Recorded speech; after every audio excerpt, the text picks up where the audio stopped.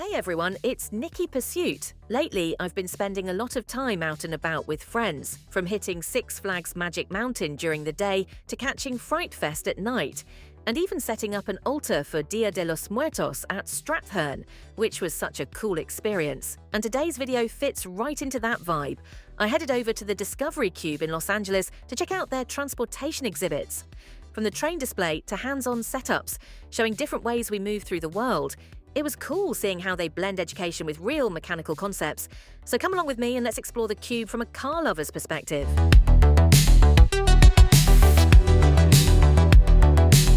One of the coolest parts of the Discovery Cube when you first walk in is their Scooby-Doo exhibit. Mystery Inc. has been solving wild cases for over 50 years, and this setup lets you jump right into that world. Clues, monsters, and hands-on mystery solving. It's fun for both kids and adults.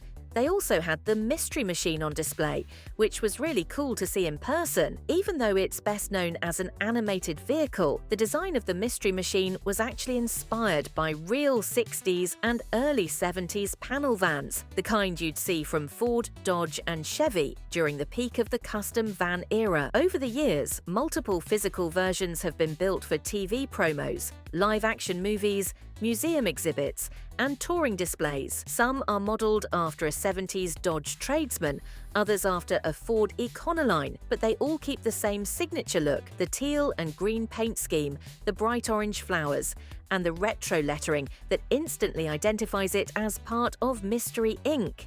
The van has become one of the most recognizable vehicles in pop culture, right up there with the Batmobile and the DeLorean. So having it here at the Discovery Cube adds a fun, nostalgic touch to the exhibit, especially when you consider how many generations grew up watching this crew chase monsters, eat snacks, and figure out clues from inside this iconic ride.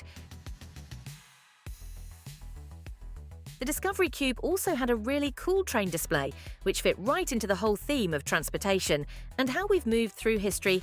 Trains actually go back farther than people think, starting with wooden wagonways in the 1550s, then shifting to iron rails in the 1700s. In 1804, Richard Trevithick built the first steam locomotive, and by the mid-1800s, railroads were spreading fast.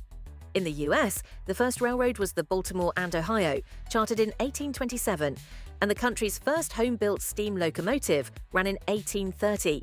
Steam ruled for decades until diesel and electric trains took over after the 1920s, eventually leading to the high-speed systems we know today. So seeing that little display here at the Cube was a cool reminder of just how far transportation has come.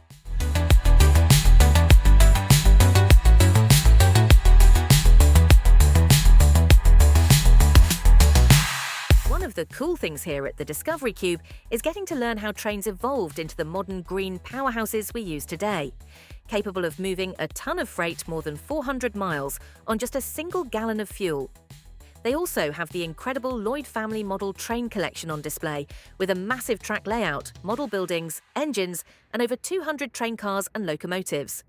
It's definitely a must-see if you're into transportation or engineering. Another fun stop here at the Discovery Cube is their Zamboni activity, where you get to explore the parts of a real ice resurfacing machine and learn the science behind how it keeps hockey rinks perfectly smooth. What's cool is that the Zamboni itself has deep Southern California roots. It was invented by Frank Zamboni right in Paramount, California, after his family's ice business declined, and they opened the Iceland skating rink in 1939, resurfacing the ice used to take forever by hand. So Frank spent years tinkering with war surplus parts until he built the first working machine in 1949.